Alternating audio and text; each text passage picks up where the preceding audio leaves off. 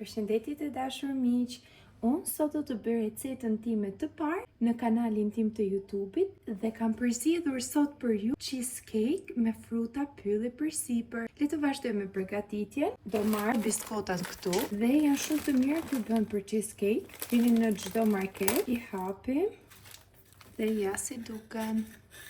Marrim një peshore, si kjo këtu, dhe i vendos enën sipër dhe ndes. Për të matur më pas biskotat tona, që na duhen 300 gram. Ndërkohë që biskotat do të bluhen, ne do të bëjmë gati gjalpin dhe unë kam marrë një gjalp çfarë do në market dhe do ndajmë nga gjalpi 150 gram. Dhe masim përsëri në peshore, vendos dhe një tas përsipër për ta matur gjalpin. Ja, pra ku e kemi 150 gram gjalp. Atëherë këtë gjalpin do e shkrijim, ndërsa biskotat do t'i bluajmë. Dashura ndjekse, bëj video për Instagram dhe atje ka më shumë shikueshmëri, kështu që mendova do ishte shumë mirë që unë të bëja edhe video për YouTube, video më të gjata, me shpjegime të detajishëm, sepse videot në Instagram nuk ta lejojnë këtë lloj luksi për të folur kaq gjatë. Kështu që unë mendova të bëj këto video dhe shpresoj që ju të më suportoni me një subscribe, sepse do më ndihmonte dhe do më motivonte që të bëja video të tjera. Ndërkohë i vendosëm biskotat tek kjo bluarsja, por unë do ju tregoj edhe një metodë nëse ju nuk keni bluarse elektrike. Biskotat tona duhet të bluhen në formë hiri. Ja pra, siç janë këto. Pas i vendosim tek tasi dhe bëjmë raundin e dytë të biskotave. Nëse ju nuk keni një bluarse elektrike, si që kisha unë që i bluajtum këto, atëherë do ju mësoj një metodë tjetër, duke marrë këtë qesen, që është mbyllja, dhe i vendosim biskotat këtu. Një vendosur këtu dhe mbyllim gjithë qesën tonë. Jemi siguruar që është mbyllur mirë. Mund të marrim ose një nga këto të mullirit që bluajmë gjëra, ose mund të marrim edhe një nga këto oklajt që përdorim për petet e byrikut. Vazhdojmë kështu. Kjo metodë të lodh pak, por nëse nuk ke mundësi, është një zgjidhje super ideale. Kjo ka peshë më të rëndë, i bën hi biskotat. Për dy momenti që t'i vendosim biskotat që bluan tek biskotat e tjera.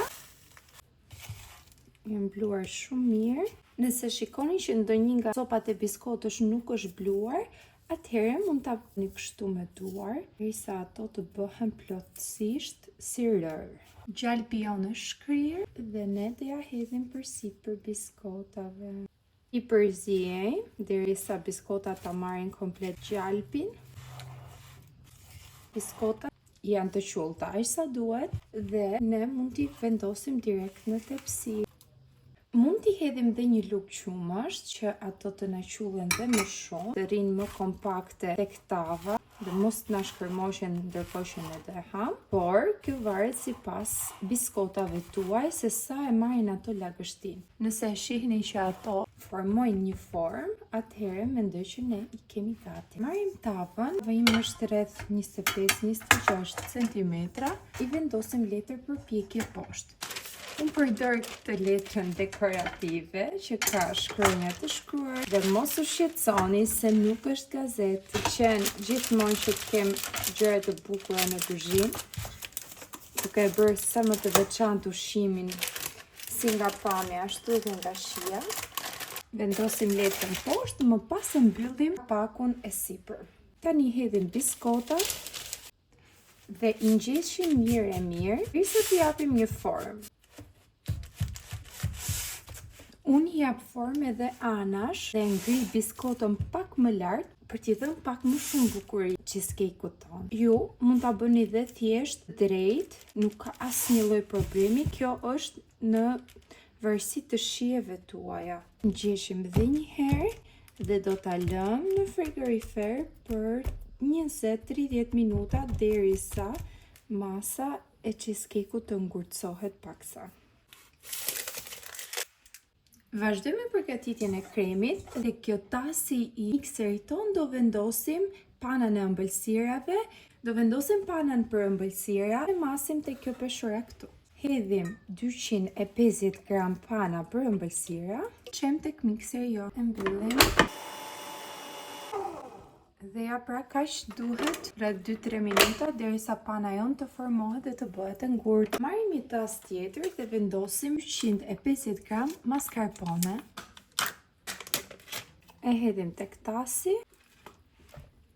Dhe marrim krem djathi. Tu janë 200 gram, por ne do marrim vetëm 150 gram. Në total do na bëhet 400 gram krem. 50 gram. I hedhim sheqerin pluhur, 90 gram sheqer pluhur. Vazhdojmë dhe përzijim të gjithë masën tonë. Nëse nuk keni një rrahës elektrik, atëherë ju mund ta bëni shumë kollaj dhe thjesht me një tel kuzhine dore duke e rrahur. Thjesht që është më e lodhshme, por rezultati del njësoj. Që të mos na ulet volumi i kremit, e heqim telin dhe e përzijem me një spatull nga poshtë lart. Përzijeni derisa masa të bëhet fiks, ashtu siç duam ne. Të gjithë produktet brenda jenë të njëtrajtshme dhe mos të ketë më shumë në një vend pana dhe në një vend tjetër më shumë nga i kremi që përgatitëm. Marrim një limon, një kokër limon të vogël, se gjysmë nga një limon i madh dhe të shtrydhim.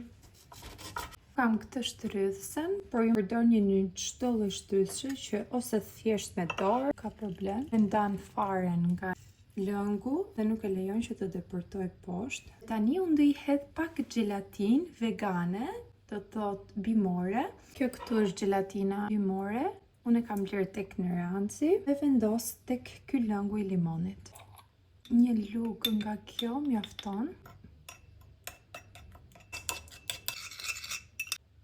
Kështu ja hedhim sipër. Lëngu i limonit u trash direkt.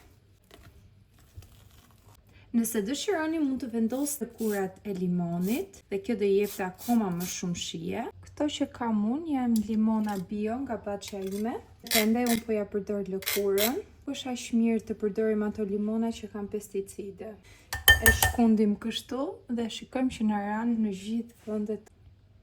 Morëm tavën që kishim lënë në frigorifer, biskotat tona në ngrirë dhe vazhdojmë me hedhjen e kremit.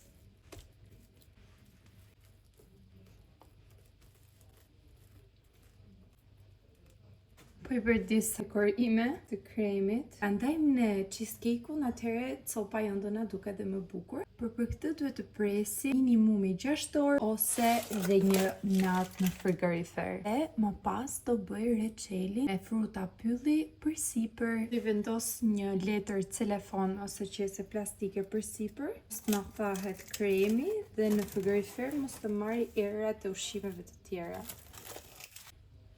Përgatisim reçelin me 300 gram fruta pylli, 70 gram sheqer, lugë me ujë. I lëm të zjen mirë më pas i bëjmë me blender për të përftuar një reçel kremos. E lëm të ftohet dhe më pas ja hedhim cheesecake-u që ka pushuar një natë në frigorifer. Keni kujdes, vendoseni reçelin të ftohtë dhe cheesecake-u të jetë i ftohtë sepse përndryshe shkrihet. Unë doja që të dukte e bardha nga reçeli ngjyrë vishnje dhe më pas e priva në copsa dhe është pak e vështirë për ta ndarë, por rezultati doli fantastik. Ju pres në komentet poshtë për të më treguar nëse e keni përgatitur dhe si ju doli rezultati.